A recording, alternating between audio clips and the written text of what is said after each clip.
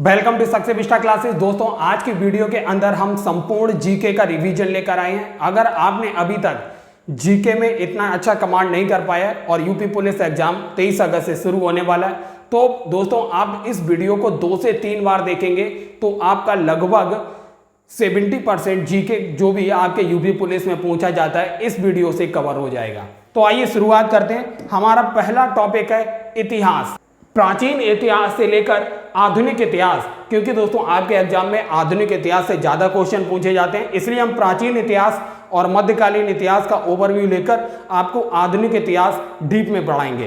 तो पहला है हर्यक वंश। दोस्तों, भारत के इतिहास की शुरुआत, प्राचीन इतिहास की शुरुआत वैसे तो बृहद्रथ वंश से होती है, लेकिन बृहद्रथ वंश के बाद भारत में जो वंश उभर कर आता है वो है हर्यक वंश। हर्यक वंश का संस्थापक जो है बिंबिसार है, बिंबिसार। और इस वंश का अंतिम शासक जो है ये नागदशक है। और बिंबिसार जो हर्यक वंश का संस्थापक है, इसकी राजधानी पाटलिपुत्री अर्थात सबसे पहले राजगृह होती है, फिर इसके बाद इसकी राजधानी पाटलिपुत्र होती है। अब दोस्तों बता देते हैं, बिंबिसार का पुत्र जो होता है अजातशत्रु होता है, अजातशत्रु। और अजातशत्रु का पुत्र जो होता है उदयन होता है, उदयन। फिर उदयन के बाद जो आता है शासक ये नागदशक होता है। दोस्तों, बिंबिसार की हत्या करता है अजातशत्रु और अजातशत्रु की हत्या कर देता है उदयन। इस तरीके से दोस्तों पितृहंता वंश के रूप में भी जाना जाता है। कई बार इतिहास में पूछा जाता है पितृहंता वंश किसको बोला जाता है, तो याद रखिए हर्यक वंश को पितृहंता वंश बोला जाता है। और तो दोस्तों इतनी चीजें जो है हर्यक वंश से पूछी जाती हैं। अब देखते हैं शिशुनाग वंश। दोस्तों ये शिशुनाग जो था ये नागदशक का अमात्य था, सैनिक था। तो इसने क्या किया, नागदशक की हत्या कर दी और मगध में एक नए वंश की शुरुआत होती है, शिशुनाग वंश की शुरुआत होती है। इसका प्रथम शासक शिशुनाग था, शिशुनाग ही इस वंश का संस्थापक है। अंतिम शासक जो है नंदीवर्धन, नंदीवर्धन अंतिम शासक है और इसकी राजधानी वैशाली है, राजधानी। दोस्तों अगला वंश है नंद वंश। नंद वंश, इस वंश का जो संस्थापक है महापद्म नंद। महापद्म नंद जो है इस नंदीवर्धन की हत्या करता है और मगध में एक नए वंश की शुरुआत होती है, नंद वंश की शुरुआत। और नंद वंश जो है इसी का अंतिम शासक होता है धनानंद। और धनानंद को परास्त करता है चंद्रगुप्त मौर्य, चाणक्य की सहायता से परास्त करता है। चाणक्य जो है चंद्रगुप्त मौर्य का गुरु है चाणक्य, और चाणक्य का ही दूसरा नाम कई बार आपसे पूछा जाता है, विष्णुगुप्त जो है चाणक्य का दूसरा नाम है, याद रखिए विष्णुगुप्त। और इसके ही द्वारा एक किताब लिखी गई है अर्थशास्त्र। अर्थशास्त्र जो है ये किताब राजनीति से संबंधित है, ये लिखी गई है चाणक्य के द्वारा। इसका दूसरा नाम विष्णुगुप्त था और ये चंद्रगुप्त मौर्य का गुरु था। और चंद्रगुप्त मौर्य जो था मौर्य वंश का संस्थापक था। इसके बाद जो शासक बनता है अशोक बनता है, अशोका। अशोक के ही शासनकाल में दोस्तों कलिंग का युद्ध होता है। कलिंग युद्ध के बाद आप देखेंगे अशोक ने धम्म की नीति अपनाई। धम्म की नीति अपनाने के बाद धीरे धीरे मौर्य वंश पतन की ओर बढ़ता। अशोक के बाद जो भी शासक आए मौर्य वंश के पतन की ओर लगातार बढ़ते रहे। फिर इस वंश का अंतिम शासक जो था बृहद्रथ। दोस्तों जो मौर्य वंश का अंतिम शासक है बृहद्रथ, इसकी हत्या कर देता है पुष्यमित्र शुंग और मगध में एक नए वंश की शुरुआत होती है, शुंग वंश की शुरुआत। और मौर्य वंश की जो राजधानी थी यह पाटलिपुत्र थी। तो दोस्तों इतने पॉइंट आपको मौर्य वंश से यूपी पुलिस में पूछे जाते हैं। अब देखते हैं अगला शुंग वंश। हमने आपको बताया जो पुष्यमित्र शुंग था ये बृहद्रथ की हत्या कर देता है और शुंग वंश की स्थापना होती है। अंतिम शासक जो था देवभूति था शुंग वंश का और इसकी भी राजधानी पाटलिपुत्रा रही।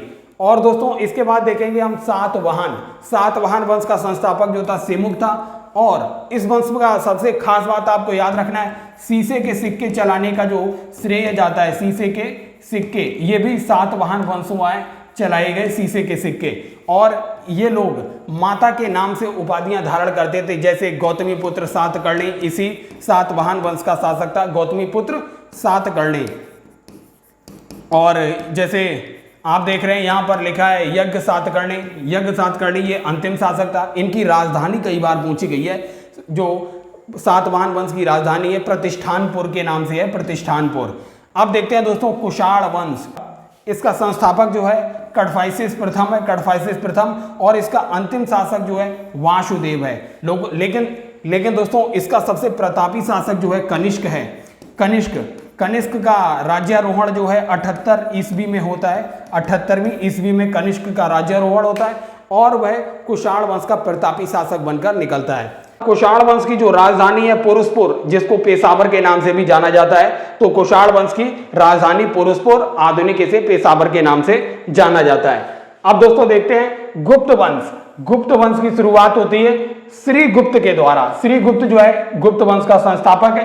अंतिम शासक कुमार गुप्त तृतीय है, कुमार गुप्त तृतीय, और इनकी राजधानी पाटलिपुत्र है। अब दोस्तों देखते हैं इसके जो प्रतापी शासक रहे चंद्रगुप्त प्रथम, ये था प्रतापी शासक था चंद्रगुप्त प्रथम। इसके बाद जो आप देखेंगे समुद्रगुप्त आता है, समुद्रगुप्त जिसको विंसेंट स्मिथ एक अंग्रेज थे, इतिहासकार अंग्रेज थे। इन्होंने इसको भारत का नेपोलियन की उपाधि दी। विंसेंट स्मिथ के द्वारा समुद्रगुप्त को भारत का नेपोलियन की उपाधि दी गई, काफी इंपॉर्टेंट है। फिर इसके बाद जो शासक आता है चंद्रगुप्त द्वितीय जो है दोस्तों, ये चंद्रगुप्त द्वितीय, यही विक्रमादित्य की उपाधि धारण करता है। कई बार आपसे पूछ दिया जाता है विक्रमादित्य की उपाधि धारण करने वाला शासक कौन था। ऑप्शन में चंद्रगुप्त प्रथम, समुद्रगुप्त, स्कंदगुप्त और चंद्रगुप्त द्वितीय होता है। तो चंद्रगुप्त द्वितीय था, ना कि प्रथम, जिसने विक्रमादित्य की उपाधि धारण की थी, और समुद्रगुप्त को भारत का नेपोलियन विंसेंट स्मिथ के द्वारा कहा गया। अब दोस्तों देखते हैं हूण वंश। दोस्तों ये मध्य एशिया का एक खूंखार प्रजाति थी, ये हूण वंश, इसका संस्थापक तोरमल था। और दोस्तों इनकी राजधानी साकल, जिसे पंजाब के रीजन में आप देखेंगे सियालकोट, आधुनिक सियालकोट है, पहले ये साकल के नाम से जानी जाती थी। अब दोस्तों देखते हैं पुष्यभूति वंश की स्थापना, जो हर्षवर्धन काफी प्रतापी शासक इसी पुष्यभूति वंश का है। और दोस्तों प्रथम शासक जो था नरवर्धन इसका पुष्यभूति वंश का प्रथम शासक था। फिर इसी के बाद आप देखेंगे राज्यवर्धन के बाद में हर्षवर्धन इसके प्रतापी शासक बनते हैं। हर्षवर्धन के ही द्वारा आप देखेंगे कन्नौज की विजय की जाती है, और बाद में फिर ये इसकी राजधानी कन्नौज हो जाती है। लेकिन शुरुआत में ये हरियाणा पंजाब के रीजन में जो थानेश्वर था, पुष्यभूति वंश की जो राजधानी थी वह थानेश्वर थी। लेकिन बाद में हर्षवर्धन के द्वारा कन्नौज को जीत लिया जाता है और कन्नौज इसकी राजधानी बन जाती है। अब आइए दोस्तों देखते हैं पल्लव वंश। हमने मैप में दोस्तों इनको दिखाया हुआ है। 590 एडी के आसपास जो ये पल्लव वंश के समय कौन कौन से वंश सक्रिय थे, कई बार इनसे ही संबंधित क्वेश्चन होता है। तो देखिए ये पल्लव वंश आप देखेंगे तमिलनाडु वाले रीजन में, उसी समय यहाँ पर चालुक्य शासन कर रहे थे। मैत्रक, जो वल्लभी के मैत्रक गुजरात वाले महाराष्ट्र के रीजन में थे, वो मैत्रक थे। और यहाँ पर देखेंगे अभी हम आपको बता चुके हैं पुष्यभूति वंश जो था वो यहाँ पर हरियाणा वाले रीजन में राज्य कर रहे थे, और मोखरी डायनेस्टी जो थी वो कन्नौज में राज्य कर रही थी। दोस्तों ये पुष्यभूति वंश का जो हर्षवर्धन और राज्यवर्धन शासक थे, उन्हीं की बहन की शादी जो होती है वो यहाँ पर की जाती है कन्नौज में। फिर इसी के बाद यहाँ पर जो बाद के गुप्ताज थे वो यहाँ पर सिमट कर रह गए। अब आइए दोस्तों देखते हैं पल्लव वंश के संस्थापक सिंह वर्मन चतुर्थ थे, और इसकी राजधानी कांचीपुरम थी। पल्लवों की राजधानी कांचीपुरम कई बार आपसे पूछी गई है।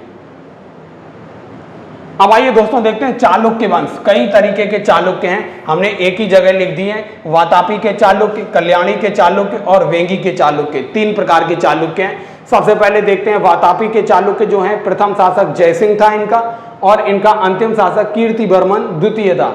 और वहीं राजधानी जो थी इनकी वातापी, इनके नाम में ही है वातापी इनकी राजधानी थी। और जो कल्याणी के चालुक्य थे, इनका संस्थापक तैलप द्वितीय था, और इनकी राजधानी मान्यखेत या कल्याणी थी। और चालुक्य जो वेंगी के चालुक्य थे, इनका संस्थापक विष्णुवर्धन था, और राजधानी इनकी वेंगी थी। इसके नाम से ही आप समझ सकते हैं राजधानी इनकी वेंगी थी। अब दोस्तों देखते हैं राष्ट्रकूट वंश, काफी इंपॉर्टेंट है दोस्तों। अजंता एलोरा का नाम सुना होगा। एलोरा के जो गुफा मंदिर को निर्माण किया गया वो इन्हीं के द्वारा किया गया, राष्ट्रकूट शासकों के द्वारा। इनका संस्थापक दंती दुर्ग था। कई बार आपसे ये कांस्टेबल में पूछा गया है। दंती दुर्ग जो था राष्ट्रकूट वंश का संस्थापक था।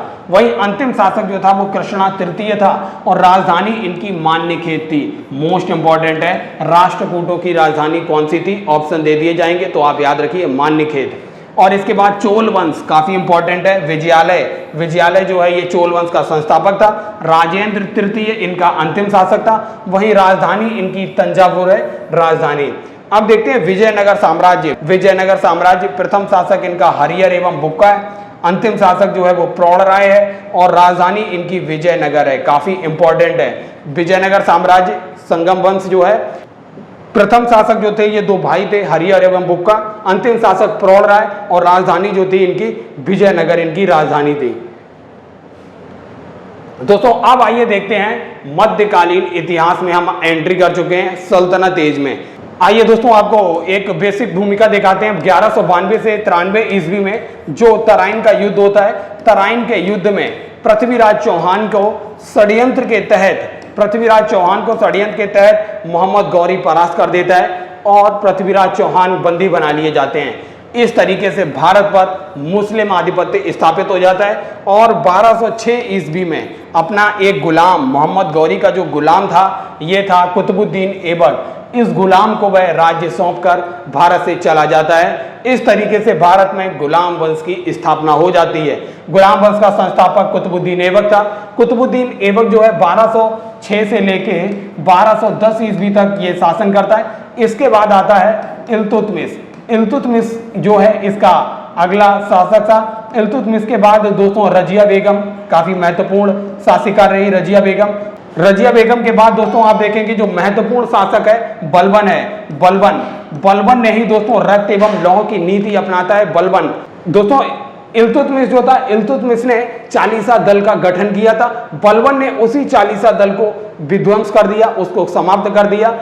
अंतिम शासक जो रहा इसका शमसुद्दीन कैमुर्स गुलाम वंश का रहा। धीरे धीरे बलबन के बाद 1286 ईस्वी में बलबन का पतन हो जाता है। बलबन के पतन के बाद ये 1290 तक केवल 4 साल अयोग्य शासक रहते हैं और वही इसको चलाते हैं। तो 4 साल के बाद शमसुद्दीन कैमर्स की हत्या कर दी जाती है और इस तरीके से गुलाम वंश समाप्त हो जाता है। फिर शुरुआत होती है खिलजी वंश की। दोस्तों गुलाम वंश में एक पॉइंट और याद रखिए, जो कुतुबुद्दीन ऐबक था, कुतुबुद्दीन ऐबक ने जो दिल्ली सल्तनत की राजधानी थी वो लाहौर थी उस समय, कुतुबुद्दीन ऐबक के समय। लेकिन जब इल्तुतमिश शासक बनता है तो वह राजधानी को लाहौर से दिल्ली ले आता है। लाहौर से दिल्ली कौन लेकर आता है? इल्तुतमिश लेकर आता है। और दिल्ली सल्तनत के अंदर एकता व्यवस्था जो है, एकता व्यवस्था का जनक भी जो है इल्तुतमिश है, एकता व्यवस्था का जनक। तो इतने बिंदु आपको गुलाम वंश से याद रखने हैं। खिलजी वंश का संस्थापक जो है आपको पता है जलालुद्दीन खिलजी, ये खिलजी वंश का संस्थापक है। 1290 से लेकर 1320 ईस्वी तक इसका शासनकाल है और अंतिम शासक इसका है खुसरो खान और सबसे प्रतापी शासक जो है इसका अलाउद्दीन खिलजी। अलाउद्दीन खिलजी जो है इसका सबसे प्रतापी शासक रहा अलाउद्दीन खिलजी और राजधानी इनकी दिल्ली रही। अलाउद्दीन खिलजी जो था इस वंश का सबसे प्रतापी शासक था और सबसे अंतिम शासक जो था खुसरो खान था। अब आइए दोस्तों देखते हैं तुगलक वंश। तुगलक वंश का संस्थापक जो था गयासुद्दीन तुगलक था। 1320 ईस्वी में यह तुगलक वंश की स्थापना करता है। फिर इसके बाद देखेंगे आप इसके कई सारे तुगलक वंश के प्रतापी शासक आए। इसमें ही था मोहम्मद बिन तुगलक, MBT मोहम्मद बिन तुगलक, और इसके बाद मोहम्मद बिन तुगलक के बाद फिरोज शाह तुगलक, FST के नाम से इसको याद रखिए, फिरोज शाह तुगलक। ये ऐसे प्रतापी सम्राट जो आए वो यही तुगलक वंश के अंदर आए। फिर सबसे अंतिम शासक फिरोज शाह तुगलक के नाम से आप जानते हैं FST। फिर इसके बाद आप राजधानी देखेंगे इसकी दिल्ली, और दिल्ली से राजधानी दौलताबाद कौन लेकर गया था ये भी पॉइंट याद रखिए, MBT मोहम्मद बिन तुगलक। ये जो था राजधानी परिवर्तन करके दिल्ली से दौलताबाद लेकर गया, फिर दौलताबाद से दिल्ली लेकर वापस आता है, तो ये मोहम्मद बिन तुगलक ने किया था। तो दोस्तों इतने ये वंश सल्तनत के हैं। अब आइए आगे देखते हैं सैयद वंश। अब देखते हैं सैयद वंश। सैयद वंश की शुरुआत 1398 ईस्वी में होती है। प्रथम शासक इसका जो था खिज्र खां, मतलब सैयद वंश की स्थापना खिज्र खां के द्वारा की गई। अंतिम शासक अलाउद्दीन आलम शाह जो था खिज्र वंश का अंतिम शासक था। राजधानी सबकी दिल्ली रही है। लोधी वंश की शुरुआत दोस्तों कौन करता है? बहलोल लोधी। बहलोल लोधी जो था लोधी वंश का शासक रहा और 1451 से 1526 ईस्वी तक यह इसका शासन चलता है। लोधी वंश का प्रथम शासक बहलोल लोधी, अंतिम शासक इब्राहिम लोधी, और इनके बीच में एक काफी इंपॉर्टेंट शासक रहा है सिकंदर लोधी। सिकंदर लोधी और इसने काफी महत्वपूर्ण काम किया था। इसने आगरा नगर की स्थापना की थी। आगरा नगर किसने बसाया? सिकंदर लोदी के द्वारा बसाया गया। बहलोल लोदी, सिकंदर लोदी, इब्राहिम लोदी, 3 महत्वपूर्ण शासक हैं लोदी वंश के। आप देखेंगे दिल्ली सल्तनत पे जब इब्राहिम लोदी शासन कर रहा था, उसी समय जो बाबर था, बाबर लाहौर वाले रीजन में काफी आक्रमण कर रहा था और काफी सक्रिय भूमिका निभा रहा था। तो राणा सांगा के द्वारा उसको, बाबर को निमंत्रण भेजा जाता है। भारत में कोई सेंट्रल पावर इतनी नहीं बची हुई थी, इब्राहिम लोदी था, वह शासन कर रहा था, तो आपस में ही झगड़े चल रहे थे। इस वजह से बाबर अपॉर्चुनिटी देखता है, मौका देखता है और फिर इसके बाद वह इब्राहिम लोदी को पानीपत के प्रथम युद्ध में, पानीपत का प्रथम युद्ध होता है, कब होता है ये? 1526 ईस्वी में ये होता है। और इब्राहिम लोदी 1526 ईस्वी में पानीपत के युद्ध में लड़ते हुए वीरगति को प्राप्त होता है, मर जाता है। इब्राहिम लोदी इकलौता सल्तनत एज का ऐसा शासक है जो युद्ध भूमि पर मारा गया। तो दोस्तों इस तरीके से शुरुआत हो जाती है भारत में मुगल वंश की। अब आइए देखते हैं दोस्तों, अब दोस्तों देखते हैं मुगल वंश। मुगल वंश की शुरुआत 1526 ईस्वी में हो चुकी है। किसने की? संस्थापक कौन है?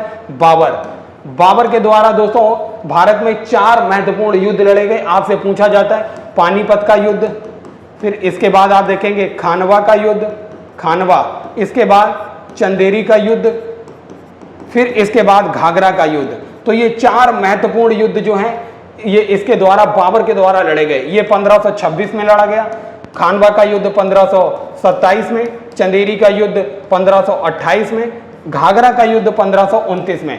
पानीपत का युद्ध जो लड़ा जाता है बाबर और इब्राहिम लोदी के बीच लड़ा जाता है। खानवा का युद्ध बाबर और राणा सांगा के बीच लड़ा जाता है और चंदेरी का युद्ध बाबर और मेदिनी राय के बीच लड़ा जाता है। वहीं घाघरा का युद्ध जो था बाबर और अफगानी सेना के बीच होता है, जिसमें चारों के चारों युद्ध जो है बाबर जीत जाता है।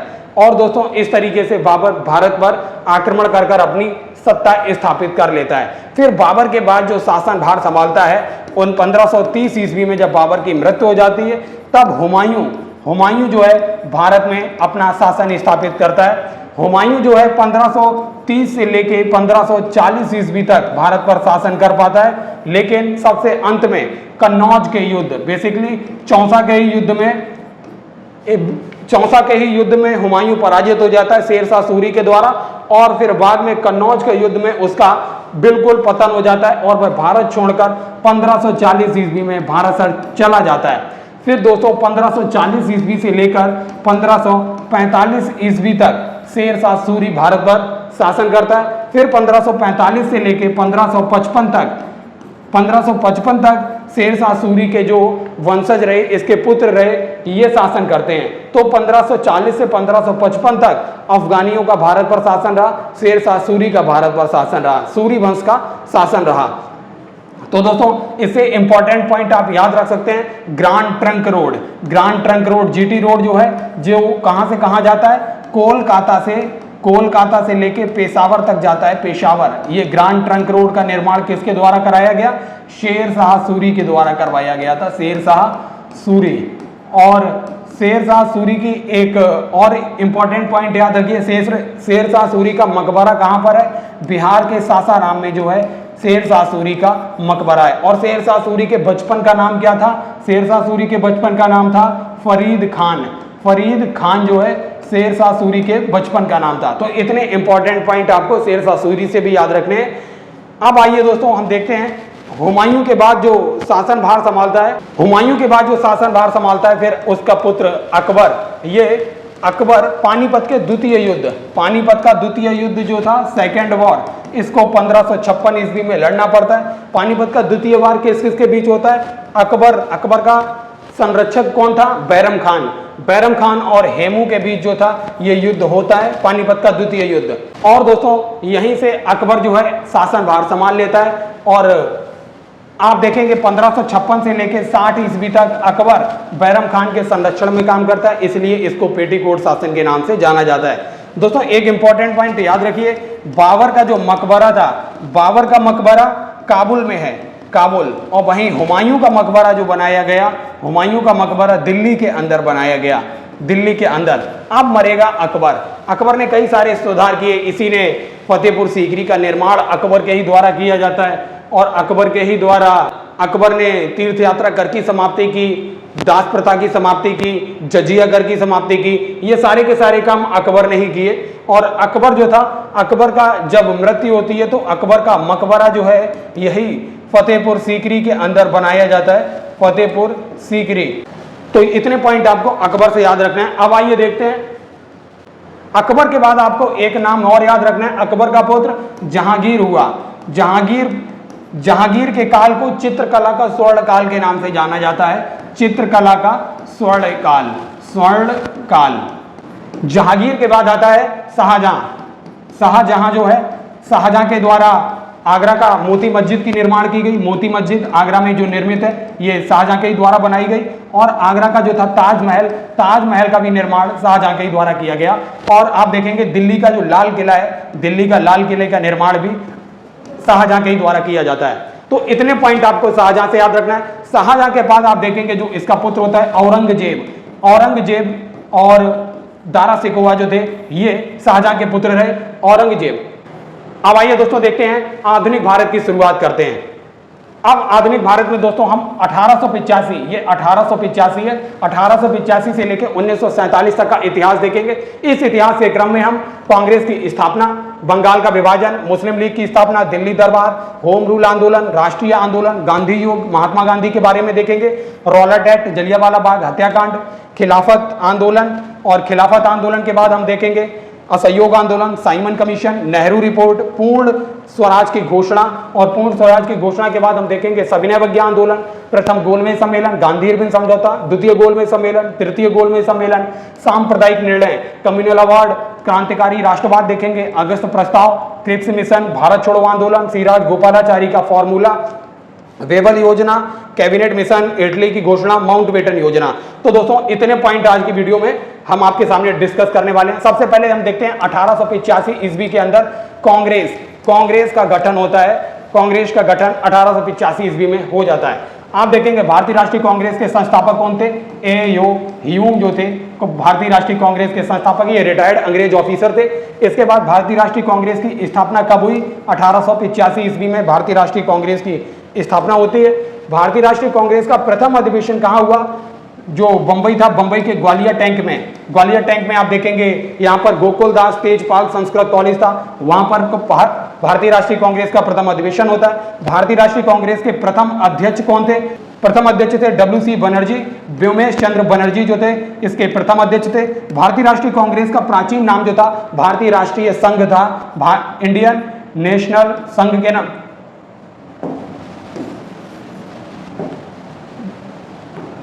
भारतीय राष्ट्रीय संघ। भारतीय राष्ट्रीय कांग्रेस का नामकरण करने का श्रेय किसे दिया जाता है? दादा भाई नौरोजी को दिया जाता है। दादा भाई नौरोजी को भारतीय राष्ट्रीय कांग्रेस के निर्माण नाम का श्रेय देते हैं।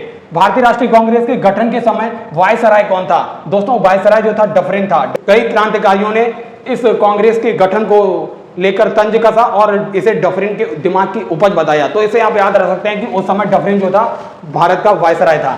भारतीय राष्ट्रीय कांग्रेस के प्रथम सम्मेलन में कितने सदस्यों ने भाग लिया? भारतीय राष्ट्रीय कांग्रेस के प्रथम सम्मेलन में 72 सदस्यों ने पार्टिसिपेट किया था। भारतीय राष्ट्रीय कांग्रेस के प्रथम मुस्लिम अध्यक्ष कौन थे?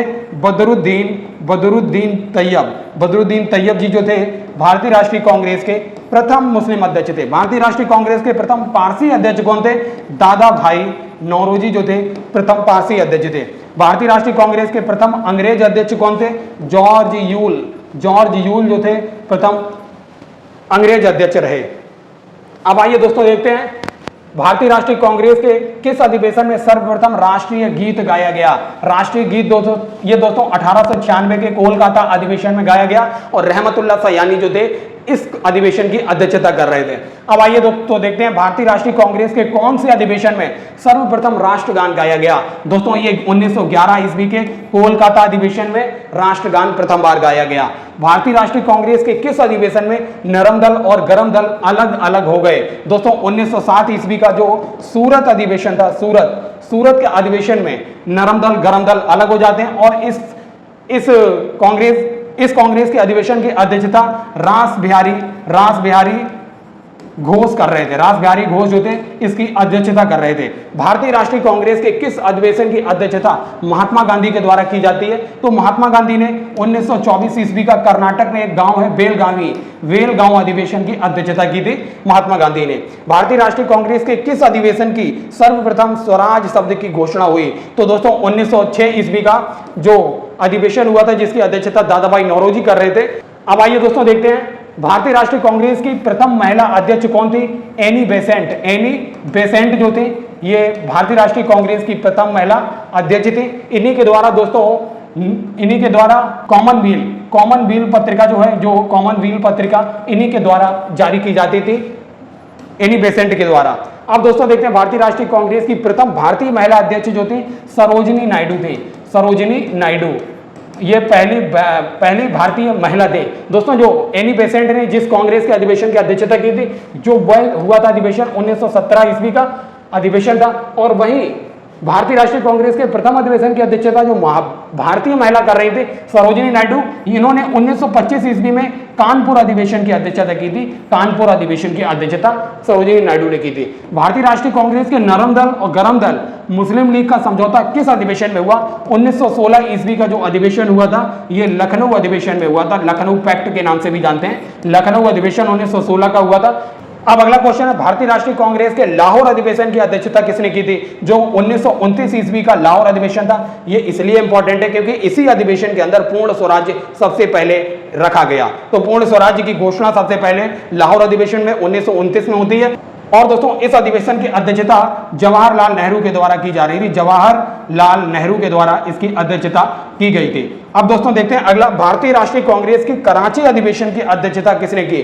कराची अधिवेशन इसलिए इंपॉर्टेंट है 1931 में हुआ था। दोस्तों भगत सिंह, सुखदेव और राजगुरु को फांसी दे दी गई 23 मार्च 1931। फिर उसके बाद ये अधिवेशन होता है। तो महात्मा गांधी को काले झंडे यहीं पर दिखाए गए थे 1931 के अधिवेशन में, और इसकी अध्यक्षता सरदार पटेल के द्वारा की गई। सरदार पटेल ने इसकी अध्यक्षता की थी।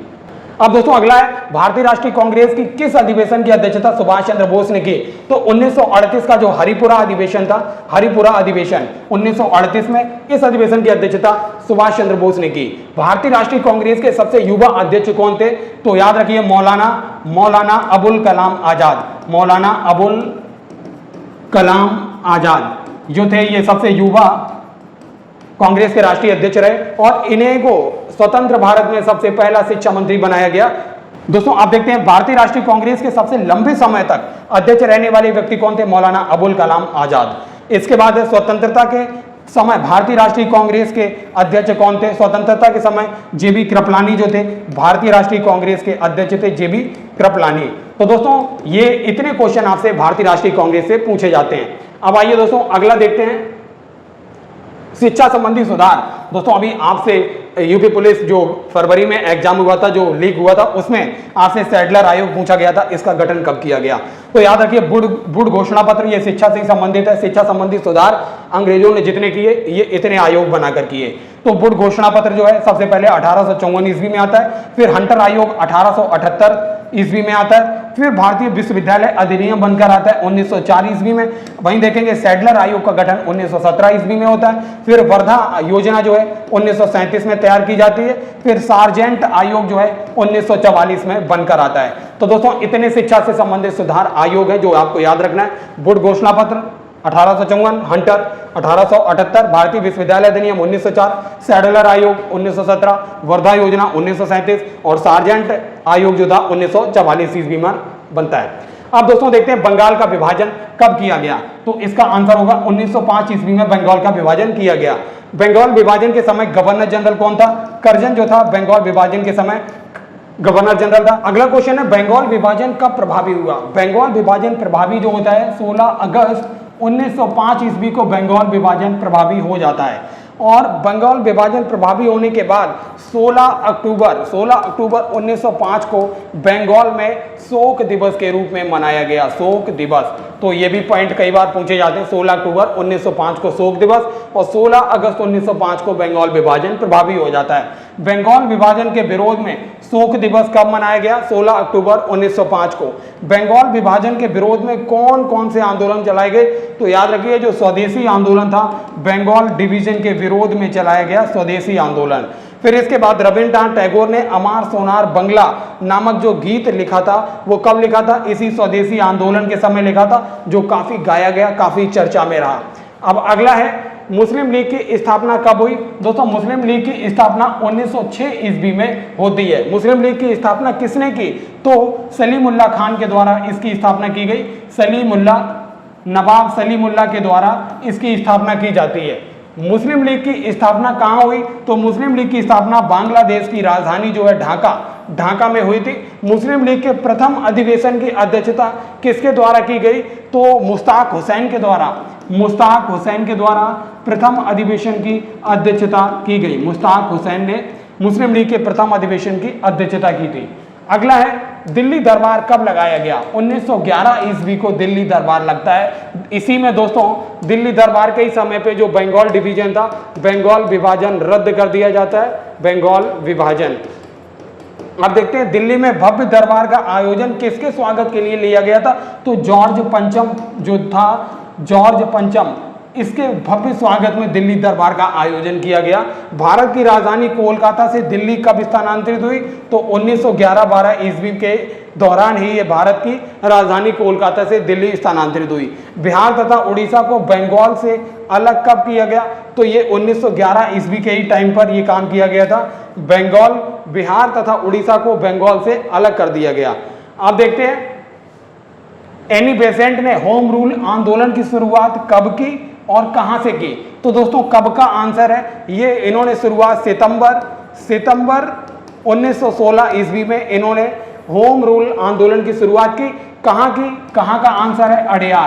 अडयार में इन्होंने इस होम रूल आंदोलन की शुरुआत की। बाल गंगाधर तिलक ने होम रूल आंदोलन की शुरुआत कब और कहां की? तो कब का आंसर है? अप्रैल 1916 ईस्वी के अंदर इन्होंने भी होम रूल आंदोलन की शुरुआत की। और कहां का मतलब हो गया? पूना, जो महाराष्ट्र का पूना है, यहां से इन्होंने शुरुआत की। तो कई बार क्वेश्चन पूछा जाता है, एनी बेसेंट ने सितंबर 1916 में शुरुआत की, बाल गंगाधर तिलक ने अप्रैल 1916 में शुरुआत की, और बाल गंगाधर तिलक ने पूना से, वहीं एनी बेसेंट ने अडयार से शुरुआत की। एनी बेसेंट की एक प्रसिद्ध पत्रिका है कॉमनवेल्थ, आपको याद रखना है। और बाल गंगाधर तिलक का 2 पत्रिकाएं थी, मराठा और केसरी। मराठा जो थी वो अंग्रेजी भाषा की थी, मराठा अंग्रेजी में प्रकाशित होती थी। वहीं आप देखेंगे केसरी जो थी, केसरी भाषा, ये मराठी भाषा में प्रकाशित होती थी।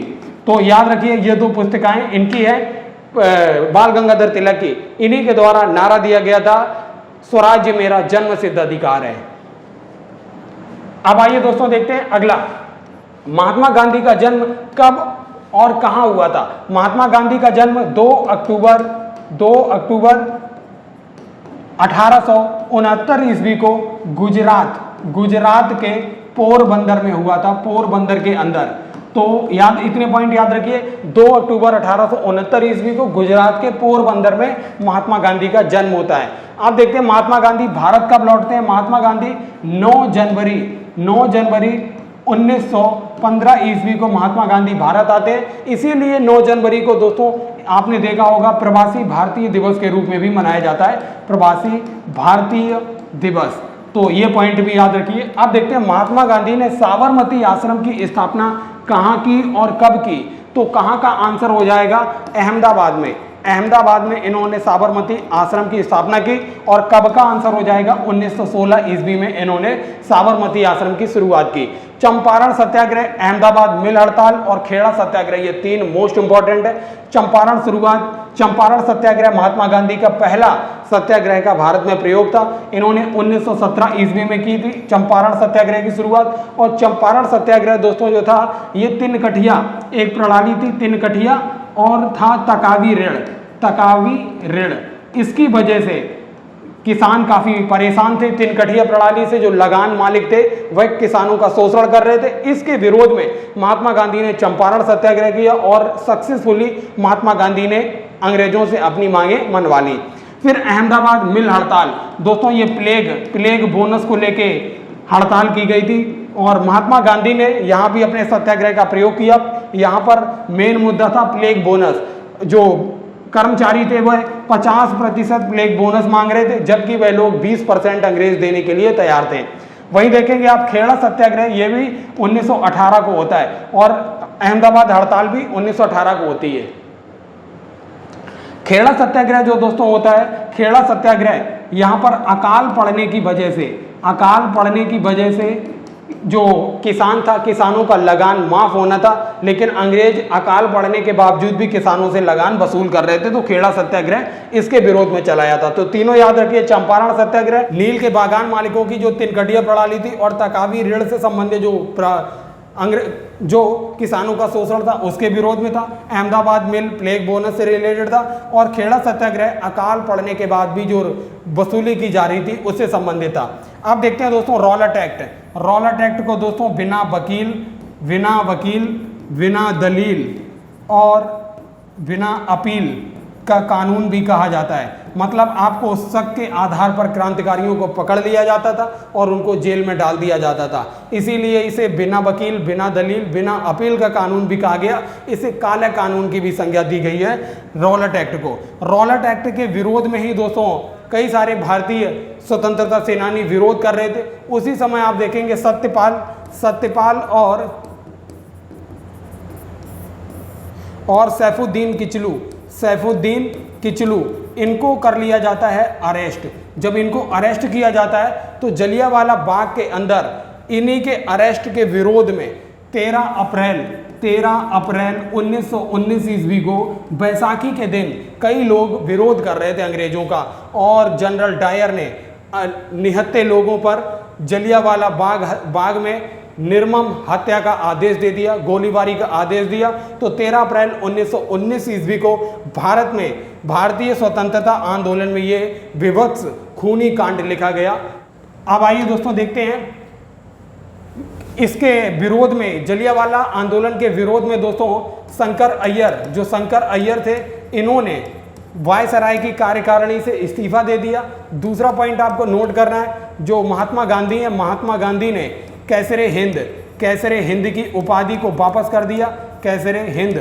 और इसके अलावा रविंद्रनाथ टैगोर ने अपनी नाइटहुड की उपाधि थी, इसको त्याग दिया। तो 3 पॉइंट आपको याद रखना है जलियांवाला बाग में। तो सर शंकर अय्यर ने अपनी वायसराय की कार्यकारिणी से इस्तीफा दिया और महात्मा गांधी ने कैसरे हिंद की उपाधि त्याग दी, रविन्द्रनाथ टैगोर ने नाइटहुड की उपाधि को त्याग दिया। अब देखते हैं खिलाफत आंदोलन जो दोस्तों था ये 1920 ईस्वी को शुरू होता है। खिलाफत आंदोलन दरअसल दोस्तों अंग्रेजों ने तुर्की पर आक्रमण करने के बाद वहां पर जो खलीफाओं का पद था, खलीफा के पद को समाप्त कर दिया। उसी के विरोध में भारत समेत कई देशों में ये खिलाफत आंदोलन चलाया गया और महात्मा गांधी ने खिलाफत आंदोलन को हिंदू मुस्लिम एकता के रूप में देखा, इसलिए महात्मा गांधी ने भी इसका समर्थन किया। तो 1920 ईस्वी में चलाया गया। 1919 ईस्वी में अखिल भारतीय खिलाफत कमेटी के दिल्ली अधिवेशन की अध्यक्षता किसने की?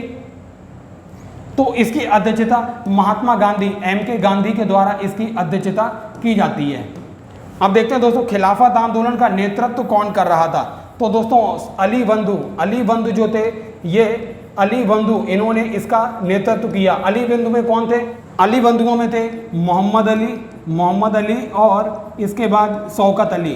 तो 2 अली बंधु थे जिनके द्वारा ये खिलाफत आंदोलन लीड किया जा रहा था। अगला क्वेश्चन है दोस्तों, असहयोग आंदोलन की शुरुआत 1920 ईस्वी में होती है। असहयोग आंदोलन का प्रस्ताव कांग्रेस के किस अधिवेशन में हुआ?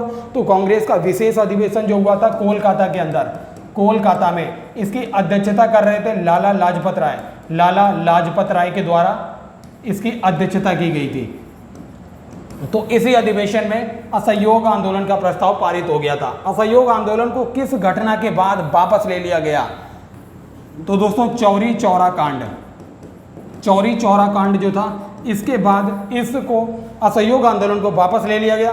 चौरी चौरा कांड कब हुआ था? चौरी चौरा कांड 5 फरवरी 1922 ईस्वी को हुआ था, जिसमें एक असहयोग आंदोलन में जो भाग ले रही भीड़ थी, उस उग्र भीड़ ने थाने में आग लगा दी और 22 सिपाही जलकर मर गए। इसी घटना को चौरी चौरा कांड कहते हैं। ये जगह चौरी चौरा में हुआ था, गोरखपुर के पास में है। तो इस वजह से असहयोग आंदोलन को महात्मा गांधी ने वापस ले लिया। चौरी चौरा कांड 5 फरवरी 1922 को हुआ। तो दोस्तों महात्मा गांधी ने असहयोग आंदोलन वापस लेना कब किया? 5 फरवरी को चौरी चौरा कांड हुआ और 12 फरवरी 1922 ईस्वी को महात्मा गांधी ने असहयोग आंदोलन वापस ले लिया। अब आइए दोस्तों देखते हैं अगला प्रश्न, साइमन कमीशन में कितने सदस्य थे? साइमन कमीशन के अंदर 7 सदस्य थे। और साइमन कमीशन में कितने भारतीय सदस्य थे? तो भारतीय सदस्य थे 0। इसी वजह से इसका विरोध किया जा रहा था। साइमन कमीशन भारत कब पहुंचा? तो दोस्तों साइमन कमीशन भारत जनवरी 1928 ईस्वी को पहुंचता है। भारत में यह साइमन कमीशन, लाला लाजपत राय दोस्तों इसी साइमन कमीशन का विरोध कर रहे थे। इन्हें शेरे पंजाब के नाम से भी जानते हैं। इसका ये साइमन कमीशन का विरोध कर रहे थे और इसी विरोध के समय इनकी लाठीचार्ज जो होती है, लाठीचार्ज में ये घायल हो जाते हैं। फिर इसके बाद इनकी मृत्यु हो जाती है। फिर दोस्तों भारतीय राष्ट्रीय कांग्रेस के किस अधिवेशन में पूर्ण स्वराज की घोषणा की गई? 1929 ईस्वी के लाहौर अधिवेशन में, जिसकी अध्यक्षता जवाहरलाल नेहरू के द्वारा की गई। अब आइए दोस्तों देखते हैं सविनय अवज्ञा आंदोलन की शुरुआत कब हुई? सविनय अवज्ञा आंदोलन की शुरुआत 1930 ईस्वी को होती है। महात्मा गांधी के दांडी मार्च की तुलना नेपोलियन के एल्वा से पेरिस के यात्रा से किसने तुलना की थी? तो सुभाष चंद्र बोस के द्वारा यह तुलना की गई थी, सुभाष चंद्र बोस। अब दोस्तों देखते हैं प्रथम गोलमेज सम्मेलन 1930 ईस्वी नवंबर 1930 में होता है। गांधी इरविन समझौता 5 मार्च 1931 ईस्वी को गांधी और इरविन के मध्य समझौता होता है। इस वजह से महात्मा गांधी द्वितीय गोलमेज सम्मेलन में भाग लेना स्वीकार कर लेते हैं और महात्मा गांधी द्वितीय गोलमेज सम्मेलन में भाग लेने चले जाते हैं। और तृतीय गोलमेज सम्मेलन जो होता है उससे के समय इंग्लैंड के जो प्रधानमंत्री थे तृतीय गोलमेज सम्मेलन के समय रैमजे मैकडोनाल्ड जो थे उस समय तीसरे गोलमेज सम्मेलन के समय ब्रिटेन के प्रधानमंत्री थे। कम्युनल अवार्ड की घोषणा किस ब्रिटिश प्रधानमंत्री के द्वारा की गई? तो ये रैमजे मैकडोनाल्ड के द्वारा कम्युनल अवार्ड सांप्रदायिक पंचायत की शुरुआत की जाती है। अब आइए दोस्तों देखते हैं पूना पैक्ट किन किन के मध्य होता है। पूना पैक्ट दोस्तों 1932 ईस्वी में पुणे की यरवदा जेल के अंदर होता है। पुणे की यरवदा जेल के अंदर पूना पैक्ट होता है। किस किस के बीच होता है? महात्मा गांधी और भीमराव अंबेडकर के बीच में होता है ये पूना पैक्ट है। अब दोस्तों देखते हैं क्रांतिकारी राष्ट्रवाद से संबंधित कुछ प्रश्न देखते हैं। अभिनव भारत संगठन की स्थापना किसने की? वी.डी. सावरकर के द्वारा की जाती है अभिनव भारत संगठन की शुरुआत। इंडिया हाउस की शुरुआत किसने की? इंडिया हाउस की स्थापना श्यामजी कृष्ण वर्मा के द्वारा की जाती है। श्यामजी कृष्ण वर्मा के द्वारा शुरू की जाती है, श्यामजी वर्मा के द्वारा। मुजफ्फरपुर के जो जज किंग्सफोर्ड की हत्या की कोशिश की गई थी, ना कि हत्या की गई थी, कोशिश किसके द्वारा की गई थी? तो ये कोशिश की गई थी खुदीराम बोस और प्रफुल्ल चाकी इनके द्वारा। मुजफ्फरपुर का जो जज किंग्सफोर्ड था इसकी हत्या की कोशिश की गई थी। फिर इसके बाद मदन लाल ढींगरा ने जो करजन वायली की हत्या की थी मदन लाल ढींगरा ने। हिंदुस्तान रिपब्लिकन एसोसिएशन कई बार पूछा गया है, HRA क्या क्वेश्चन है दोस्तों? इसका गठन कब किया गया? 1924 ईस्वी को किया गया। कहाँ किया गया? कानपुर में किया गया था। HRA का गठन कानपुर में किसके द्वारा किया गया? इसमें कई लोग थे, जिसमें चंद्रशेखर आजाद, राम प्रसाद बिस्मिल जैसे सेनानी रहे थे। राम प्रसाद बिस्मिल। तो दोस्तों अब अगला क्वेश्चन है, काकोरी ट्रेन एक्शन की घटना कब घटित हुई? तो काकोरी ट्रेन डकैती पहले इसे बोला जाता था, लेकिन इसका नाम उत्तर प्रदेश सरकार ने बदलकर काकोरी ट्रेन एक्शन कर दिया है। इसकी घटना 9 अगस्त 1925 ईस्वी को घटती है। इसीलिए 9 अगस्त को दोस्तों काकोरी ट्रेन एक्शन के रूप में मनाया जाता है। दोस्तों काकोरी ट्रेन एक्शन में राम प्रसाद बिस्मिल, अशफाक उल्ला खां, राजेंद्र लाहिड़ी और मदन लाल ढींगरा को पकड़कर इनको फांसी की सजा दी जाती है। अगला क्वेश्चन है, लाला लाजपत राय पर लाठियों से प्रहार करने वाले पुलिस अधिकारी सैंडर्स की हत्या किसके द्वारा की गई? तो सैंडर्स हत्याकांड में चंद्रशेखर आजाद थे और भगत सिंह थे, भगत सिंह और राजगुरु। तो इतने लोगों ने इसकी हत्या की थी, सैंडर्स की हत्या। और इसमें से भगत सिंह, सुखदेव और राजगुरु को फांसी की सजा हो जाती है, जबकि चंद्रशेखर आजाद बचकर निकल जाते हैं। आप देखेंगे चटगांव शस्त्रागार काफ़ी महत्वपूर्ण है। ये चटगांव शस्त्रागार बंगाल से संबंधित है। बंगाल के एक प्रसिद्ध शिक्षाविद टीचर थे, उनका नाम था सूर्य सेन। उन्होंने क्रांतिकारी कदम उठाया था और चटगांव शस्त्रागार को लूट लिया था। भगत सिंह, सुखदेव और राजगुरु को फांसी की सजा कब होती है? 23 मार्च 1931। अब दोस्तों देखते हैं, दिल्ली चलो तुम मुझे खून दो मैं तुम्हें आज़ादी दूंगा का नारा किसने दिया? नेताजी के द्वारा दिया गया। नेताजी सुभाष चंद्र बोस ने दिया था ये नारा, तुम मुझे खून दो मैं तुम्हें आज़ादी दूंगा, दिल्ली चलो। और दोस्तों नेताजी सुभाष चंद्र बोस से एक बात और याद रखिए, इन्होंने ही फॉरवर्ड ब्लॉक की स्थापना जो होती है, फॉरवर्ड ब्लॉक की स्थापना 1938 ईस्वी में फॉरवर्ड ब्लॉक की स्थापना की थी सुभाष चंद्र बोस के ही द्वारा। आज़ाद हिंद फौज के गठन का विचार किसके दिमाग की उपज था? तो दोस्तों ये विचार जो था कैप्टन मोहन सिंह के दिमाग की उपज था। क्या? आज़ाद हिंद फौज। अब दोस्तों देखते हैं, महात्मा गांधी ने किस मिशन को पोस्ट डेटेड चेक कहकर अस्वीकार किया था? तो इन्होंने क्रिप्स मिशन को पोस्ट डेटेड चेक कहा था। और क्रिप्स मिशन 1942 ईस्वी में भारत पहुंचता है। भारत छोड़ो आंदोलन की शुरुआत 8 अगस्त 1942 ईस्वी को होती है। काफ़ी इंपॉर्टेंट डेट है ये 8 अगस्त। करो या मरो का नारा MK गांधी के द्वारा दिया गया, महात्मा गांधी ने दिया।